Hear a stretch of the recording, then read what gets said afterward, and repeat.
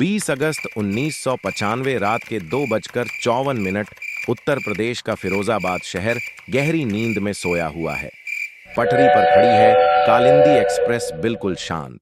इसके अंदर बैठे 900 से ज्यादा यात्री अपने घर पहुंचने के सपने देख रहे हैं, लेकिन उन्हें नहीं पता कि मौत उनसे सिर्फ 60 सेकंड दूर है।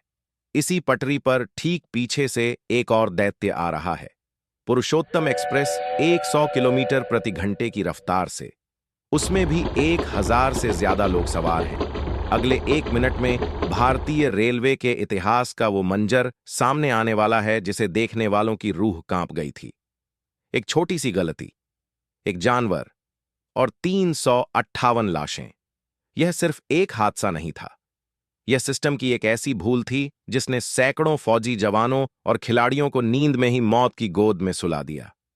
कहानी को समझने के लिए हमें उस रात की शुरुआत में जाना होगा। दिल्ली कानपुर सेक्शन भारत का सबसे व्यस्त रेल रूट। उस समय मोबाइल फोन आम नहीं थे, जीपीएस नहीं था। ट्रेनों का भरोसा सिर्फ सिग्नल्स और लोहे की पटरियों पर था। 2 ट्रेनें दिल्ली की तरफ बढ़ रही थीं। पहली कालिंदी एक्सप्रेस। कानपुर से चली यह ट्रेन आम यात्रियों, मजदूरों और परिवारों से खचाखच भरी थी। इसमें वो पुरानी तकनीक वाले वैक्यूम ब्रेक लगे थे जो हवा के दबाव पर काम करते थे। दूसरी पुरुषोत्तम एक्सप्रेस, पूरी उड़ीसा से आ रही एक सुपरफास्ट ट्रेन। इसमें बड़ी संख्या में भारतीय सेना के जवान और यंग एथलीट्स खिलाड़ी सफर कर रहे थे। सब कुछ सामान्य था, लेकिन फिरोजाबाद स्टेशन के पास किस्मत ने अपना खेल खेलना शुरू किया। रात के करीब 2:30 थे। कालिंदी एक्सप्रेस अपनी रफ्तार में थी। तभी अचानक अंधेरे में पटरियों पर एक नीलगाय आ गई। ड्राइवर ने ब्रेक लगाने की कोशिश की, लेकिन टक्कर हो गई। टक्कर इतनी जबरदस्त थी कि इंजन के नीचे लगा वैक्यूम पाइप टूट गया।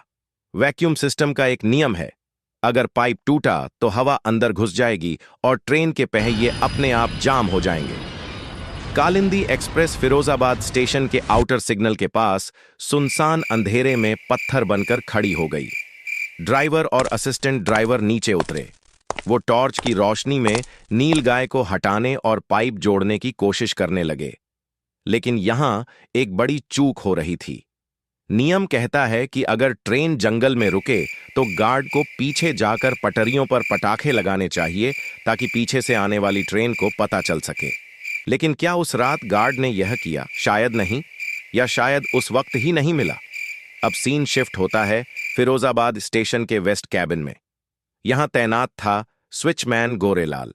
उसकी जिम्मेदारी थी यह देखना कि कालिंदी एक्सप्रेस वहां से गुजरी है या नहीं, लेकिन यहीं पर इंसान और मशीन दोनों धोखा खा गए। कालिंदी एक्सप्रेस वहां खड़ी थी, लेकिन गोरेलाल को लगा कि वो निकल चुकी है। उसे कोई खबर नहीं थी कि एक ट्रेन उसके सिग्नल से चंद कदमों की दूरी पर खराब खड़ी है। तभी पीछे से पुरुषोत्तम एक्सप्रेस के आने की सूचना मिली। गोरेलाल ने वो किया जो उसे कभी नहीं करना चाहिए था। उसने लीवर खींचा और पुरुषोत्तम एक्सप्रेस के लिए सिग्नल हरा कर दिया। यह सिग्नल नहीं था, यह 358 लोगों का डेथ वारंट था। रात के 2:54 पुरुषोत्तम एक्सप्रेस के ड्राइवर ने ग्रीन सिग्नल देखा। उसने अपनी स्पीड बढ़ाई, लगभग 70 से 80 किलोमीटर प्रति घंटा। ट्रेन हवा से बातें कर रही थी। यात्री गहरी नींद में थे। अचानक हेडलाइट की रोशनी में ड्राइवर को अपने सामने कुछ खड़ा दिखाई दिया। कालिंदी एक्सप्रेस की लाल बत्ती। उसने इमरजेंसी ब्रेक खींचे। पहियों से चिंगारियां निकली, लेकिन 120 टन की ट्रेन को इतनी जल्दी रोकना नामुमकिन था। टक्कर की आवाज इतनी तेज थी कि 1 मील दूर तक लोगों को लगा जैसे कोई बम गिरा हो। पुरुषोत्तम का इंजन कालिंदी के पिछले हिस्से को चीरता हुआ अंदर घुस गया। इसे कहते हैं टेलीस्कोपिंग। जैसे दूरबीन बंद होती है, वैसे ही डिब्बे एक दूसरे के ऊपर चढ़ गए। कालिंदी के जनरल कोच माचिस की डिब्बी की तरह पिचक गए। अगली सुबह जब सूरज निकला तो मंजर ऐसा था कि बचाव कर्मियों के भी रोंगटे खड़े हो गए। विदेशी मीडिया ने इसे जंगल ऑफ डेथ, यानी मौत का जंगल कहा। लोहे के मलबे में इंसान फंसे हुए थे। गैस कट्टर से डिब्बों को काटा जा रहा था। सबसे दुखद बात यह थी कि मरने वालों में बड़ी संख्या में वह फौजी थे जो देश की रक्षा करके घर लौट रहे थे, और वो युवा खिलाड़ी जो देश का भविष्य थे। आंकड़ों के मुताबिक 358 लोगों की मौत हुई, लेकिन चश्मदीदों का मानना है कि मरने वालों की संख्या 400 से भी ज्यादा थी। अश्विन कुमार जो उस ट्रेन में थे, उन्होंने बताया कि टक्कर के वक्त ऐसा लगा जैसे पूरी ट्रेन हवा में झूल गई हो। हादसे के बाद सवाल उठा, क्या यह कोई साजिश थी?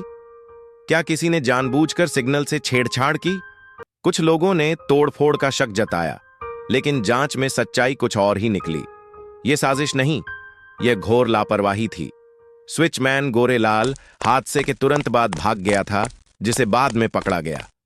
जांच में यह भी सामने आया कि अगर उस समय पटरियों पर ट्रैक सर्किट जैसी तकनीक होती तो गोरेलाल चाहकर भी ग्रीन सिग्नल नहीं दे पाता। सिस्टम की कमी और एक इंसान की भूल ने सैकड़ों घरों के चिराग बुझा दिए। आज जब हम कवच जैसी तकनीकों की बात करते हैं तो हमें फिरोजाबाद जैसे हादसों को याद रखना चाहिए, क्योंकि रेलवे के नियम अक्सर यात्रियों के खून से लिखे जाते हैं। अगर आपको यह सच्ची घटना और हमारा रिसर्च पसंद आया तो वीडियो को लाइक करें और चैनल को सब्सक्राइब करें। हम मिलेंगे अगली बार एक और अनसुनी दास्तान के साथ।